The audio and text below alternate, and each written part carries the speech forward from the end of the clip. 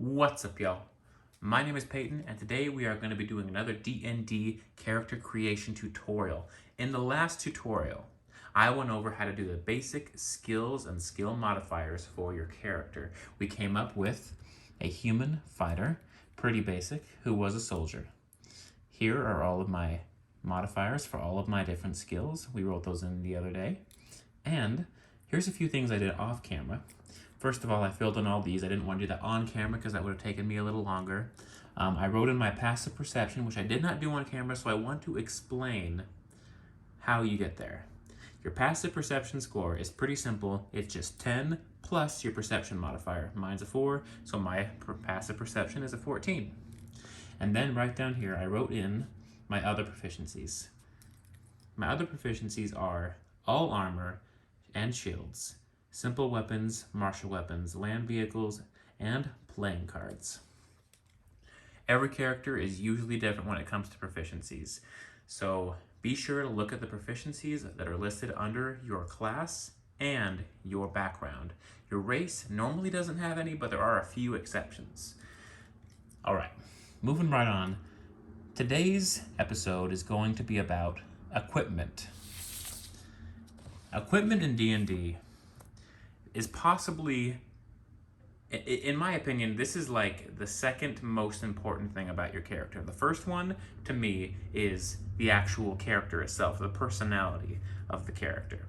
But depending on your character, I guess it can vary, but for the most part, if you don't have the right equipment, it doesn't really feel like a real character because you can't really do anything or act out as a character without good equipment or any equipment. So, first up, when deciding what equipment you're going to have, you have to choose between the base starting equipment that the game gives you. It gives it to every class, or you can choose to roll for money and use that money to buy custom equipment. My preferred way of doing this is to do the custom equipment. I'm not going to do that at the end of the video though. Right now, I'm just going to take you through all the different types of equipment. I'm going to take you through what the different types do, the different things you might need, just a whole bunch of stuff like that. And then at the end of the video, we're going to use everything that I have taught you in this video to pick my equipment for my human fighter. All right, so right here we have starting wealth by class. Depending on which class you choose, you will get a certain amount, and the lowest amount you can get is the monk class. The highest amount you can get belongs to the bard, cleric, fighter, paladin, and ranger, with 5d4 times 10 gold pieces to buy your gear. This can actually yield some pretty healthy amounts of money for you to spend. I have never had a problem with rolling for gold and buying my equipment. I very, very frequently have enough to buy everything I need and then a little bit extra. Let's look at some of the different equipments you would be buying if you rolled for your gold. First up, we have armor. All right, let me start by saying that not every character in the game needs armor. Some characters will actually benefit from not having armor on. There are certain classes that benefit from having no armor on at all. The barbarian, for example, has an unarmed fighting skill, which basically means that they have a better defense without armor than with armor, with a few exceptions that aren't necessary. Like obviously plate mail is better than unarmed fighting, but plate mail is also 65 pounds and gives you disadvantage on stealth, and it costs an arm and a leg. So there are benefits to not wearing armor for the barbarian, but for a large amount of the other fighting classes, armor is necessary. Let's go over the different categories of armor. We have light, medium, heavy, and then we just have the shield. So light armor consists of padded leather and studded leather armor. If I were to choose one, I would probably usually just go for leather if armor class is not a huge thing with my character. But if it is a big deal and I'm going to be an up-close fighter, I'm going to go with the studded leather for the light armor section. It's 45 gold, so it's a little more costly than the leather armor, actually a great bit more, but it is 12 plus your dex modifier. So do with that as you will. But the padded leather, in my personal opinion, and it's kind of true, is the worst armor in the light armor section. It's the same amount of security as the leather armor has. It only costs 5 gold less, but it gives you disadvantage on stealth checks. That is not a very good trade-off. You might as well just pay the 5 extra gold and not have disadvantage on stealth every time. Most classes that are looking at light armor need stealth checks to be good. Moving on to medium armor, we have the hide armor, the chain shirt, the scale mail, the breastplate, and the half plate. For these ones, I would say look at your dex modifier. If your dex modifier is 2, the dex modifier maximum of 2 for the medium armor doesn't matter at all for you. It doesn't matter. That's exactly as far as you can go. So you might want to look at the medium armor if that is the case for you. If that is the case for you, hide armor is significantly less expensive than the studded leather armor. It is as expensive as the leather, and it weighs 1 less than the studded leather. And it's the same armor class as it if you have a 2 as your dexterity modifier. If you don't, you might want to go with the studded leather if it's higher. The chain shirt, kind of the same thing. It's 50 gold though for 1 more armor class than the hide, so it's 40 more for 1 more armor class. I don't know if that's worth it, but it very well could be. It very well could mean the difference between a good character and a bad character. But the max you could be is 15 for an armor class if you choose that one. The breastplate, we're skipping over these ones because they have disadvantage on stealth, but that's not a total throwaway. If your character isn't a stealthy character anyway, you're not going to need advantage or you don't have to worry about stealth. If you're just running in and fighting, don't even care about these little things over here. You might as well go for some heavy armor if that's the case, but we're going to get into why heavy armor might be a bad idea in just a second. The breastplate, okay, this is where we get into the territory of it's too expensive. The breastplate and the half plate are too expensive to buy for starting equipment. Way too expensive to buy for starting equipment. So those are out. For later on in the game, if you're looking to buy some better armor, those are your options for medium, but no way you're getting that at the start of the game. Heavy armor, first 2 options are affordable for starting equipment. The first option, ring mail, is just a flat 14 armor class. For heavy armor, if your character isn't a dexterity-based character, doesn't have a lot of dexterity, but just is a strong character that needs good armor, I would say that ring mail is a pretty good option. But chainmail is also a pretty good option. Strength requirement is 13 though. You have to have a 13 in strength. We have a 19, so that wouldn't be a problem. It gives you disadvantage on stealth checks, but as I said, if you're a warrior, you might not worry about stealth too much. You might just want to run in, gun in, and not really care if anybody sees you because you're going to kill them anyway. So I would say if you're one of those type of characters, chainmail is going to be the option for you. The splint, okay, I would count this as too expensive, even if you have the starting coin, which it is possible to roll the starting coin to be able to afford this. But even if you do, I wouldn't say that it is worth it to buy the starting equipment splint, because then you won't. I just don't think that is a fair trade-off at all. At all. All right, and the plate mail is pretty much just maybe one day. It's a wishful thinking sort of armor. It's an 18 armor class, really good if you're this type of character, but obviously with that price tag, 1,500 gold. Maybe one day. That's why. The shield allows you to add +2 to your armor class. So, hey, if you do get the plate mail, a shield with plate mail means they have to roll a 20 or higher to even hit you. So there's that. That's pretty good. The shield just adds +2 to whatever any of these numbers are, which is pretty sweet. All right, moving right on. We have got weapons.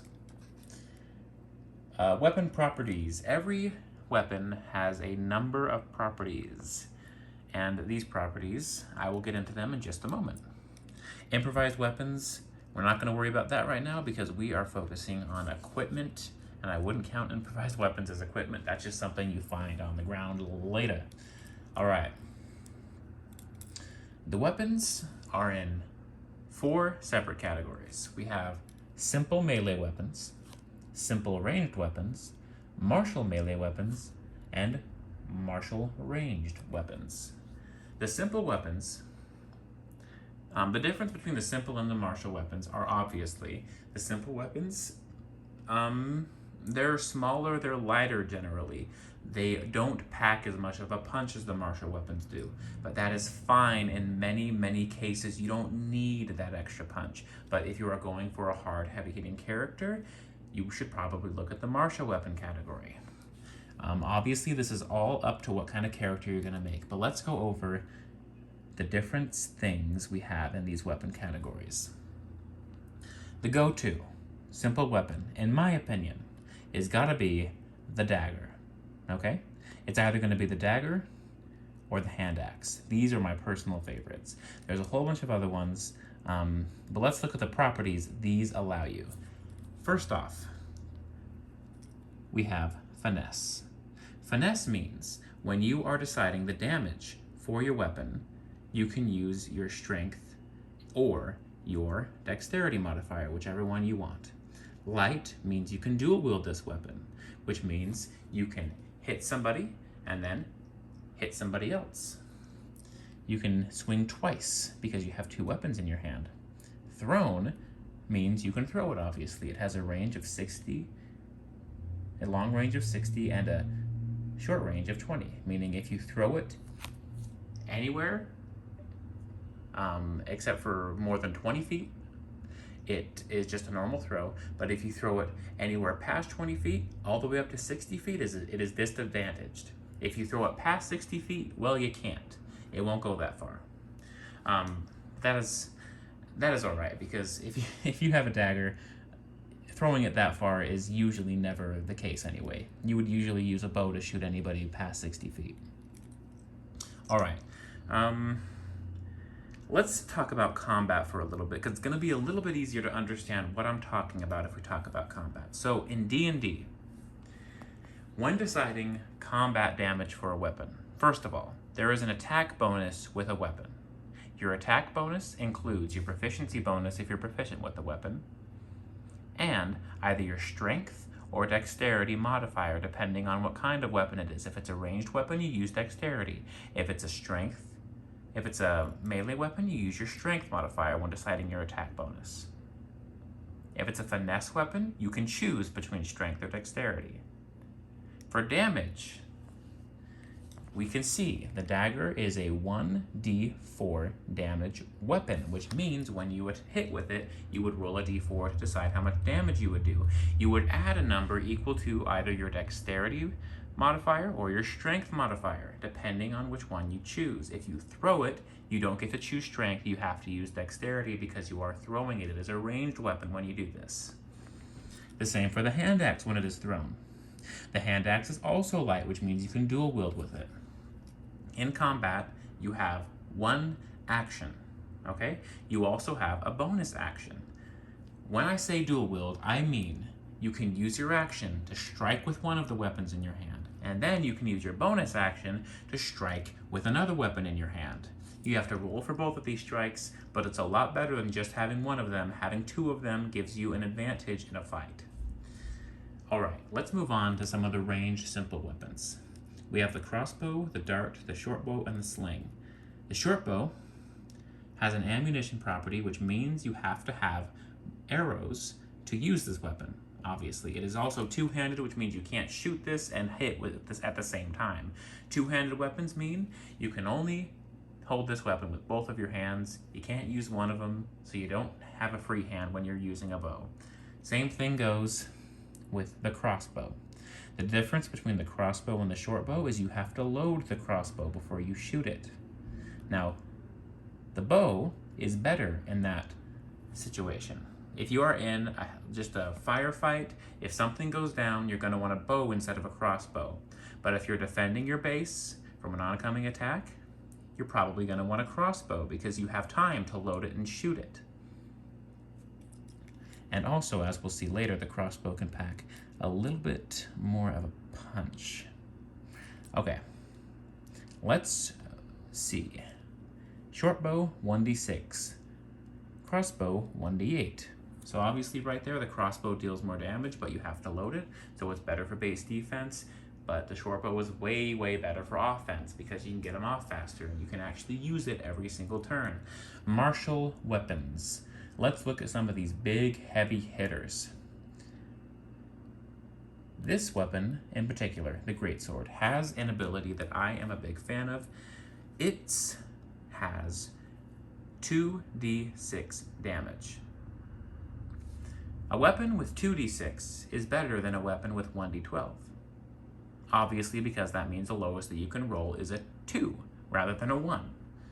Keep this in mind. This is also the reason I like to dual wield light weapons, because you have 2 dice that you're rolling instead of just 1. A lot of the martial weapons have the heavy ability added to them. You can see that that is non-existent in the simple weapon category. But in the martial weapon, a good amount of them have the heavy ability, which means that a small creature cannot wield these without having disadvantage. So a halfling or a gnome won't be able to wield these heavy martial weapons without disadvantage on the roll, unfortunately. But that's alright, because they've got the simple weapons to turn to. Let's look at the whip. The whip is a special weapon. It's 1d4 slashing, and it is a finesse weapon, and it is also a reach weapon, which means you don't have to be standing right next to an enemy to hit them. You can hit an enemy that is an extra 5 feet away. In D&D, combat is split up into grids of 5 feet, so to hit an enemy that is with a melee weapon, they have to be right next to your 5-foot grid. With a reach weapon, they can be 1 grid away from you and you can still hit them. Adds a little bit of reach between you and your enemy. Martial ranged weapons, we have the blowgun, the hand crossbow, the heavy crossbow, the longbow, and the net. Let's look at the heavy crossbow. 1d10 piercing. It can go from 100 feet without disadvantage and all the way up to 400 feet away with disadvantage after 100 feet. It is a heavy weapon, it is two-handed, and it is a loading weapon. This is very good for base defense. You can be sniping people from back in your tower all the way up to 400 feet away before they even get to you. That being said, the longbow. 1d8 piercing, so it's a little less than the heavy crossbow, but it can shoot up to 600 feet away. 150 feet without disadvantage. It is heavy, it is two-handed. You do not have to load it, you can shoot it in battle. This is very good if you are in medium to long range combat with some spellcasters or some other archers. This will be very useful in those situations.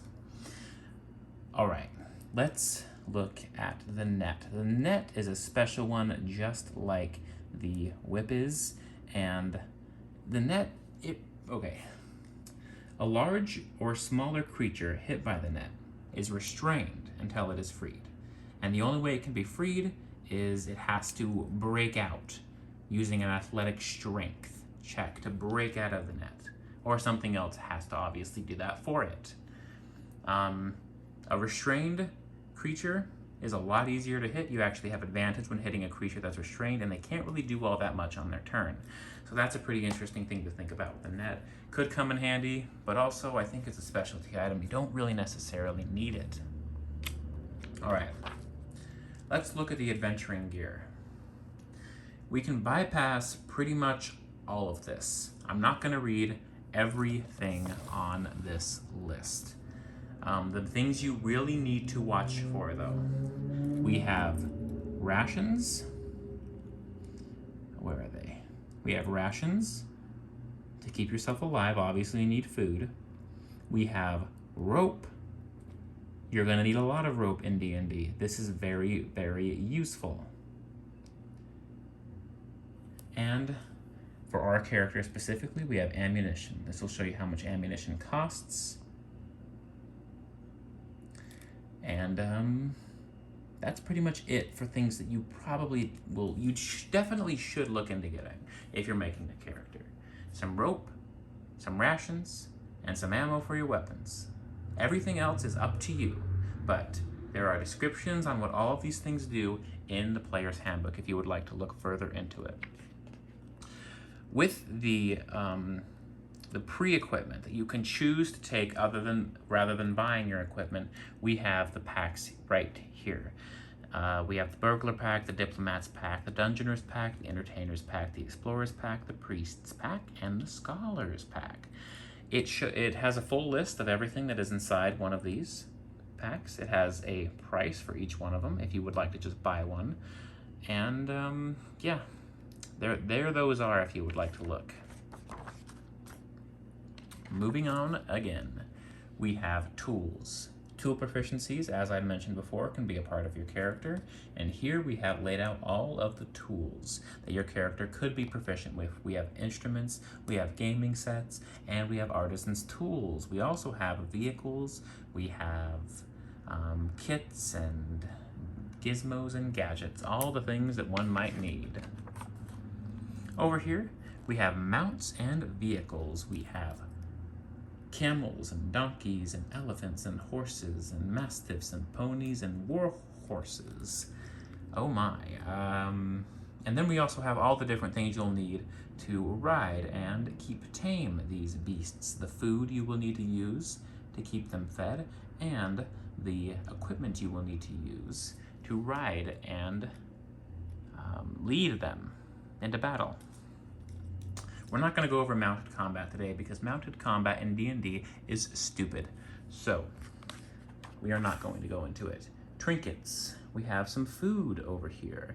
We have some lovely food right there. If you don't want to eat rations, you get tired of all that dried, salty meat, you can go and have a good bit of ale, or perhaps a loaf of bread, or maybe a hunk of cheese. Very, very nice. These trinkets, this is just like some character creation stuff. If you want some custom little things to have in your backpack, you can. These won't really benefit you. It'll just make your character more full-fledged. You know, a note from a loved one, an old trophy from a fallen foe. Things like that can make a character really, really come alive. All right. So that's pretty much everything I have to say about the equipment in D&D. That being said, let us choose our starting equipment for this character.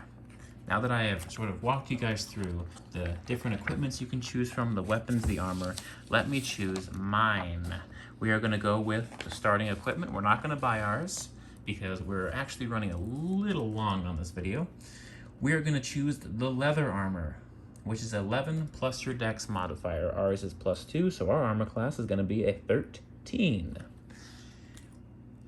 We are going to choose a martial weapon and a shield. When we're holding the shield, our armor class is going to go up by 2, so it'll be a 15 while we're holding the shield.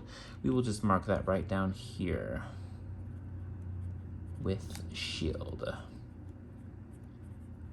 The martial weapon we are going to choose obviously needs to be a one-handed martial weapon.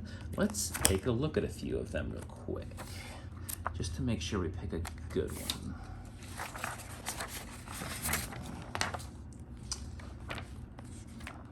Oh, and then we are going to pick the longbow. We're going to pick the two-hand axes. All right. So the martial weapon I'm going to pick, let me see, do we have the longsword here? Where is it? Right here. The longsword is a versatile weapon, which means when you hold it with two hands, it'll deal 1d10, but when you hold it with one hand, it's 1d8, which is perfect for us. So we're going to write this in right here. Name, longsword. Attack bonus, it is a strength weapon, so it's +6 because we're adding our proficiency bonus because we are proficient with martial weapons. Its damage type we're going to go 1d8 plus 4, and it is slashing damage.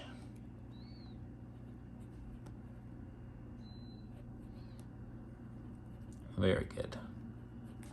Slashing damage. All right.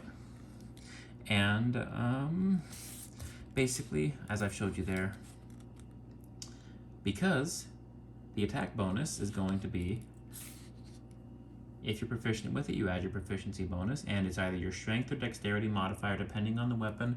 I've already told you how to decide if it is one of those. And the damage bonus that you add to it is going to be the modifier you've chosen. It's not your proficiency modifier and the modifier, just because that'd be too much, I guess. The game developers didn't want to make that for you, but that's all right. It's just going to be 1d8 plus 4 because 4 is our strength modifier. So I'm not going to write down the rest of the weapons because you pretty much get the gist right there. That's how you write in the damage and the attack bonus. For the rest of your equipment that you choose, there is a section at the bottom of your paper to write it in, right here. And if any gold happens to be spare when you make all your equipment decisions, you can write them in right over here. We have copper, silver, electrum, gold, and platinum for you. And after you're done with that, you have a character with all of its skills fully equipped. And in the next video, we will get this character fully fledged out as a human being, living, breathing, thinking, lovely. That's gonna be it for this video though. I hope you liked it. Peace out.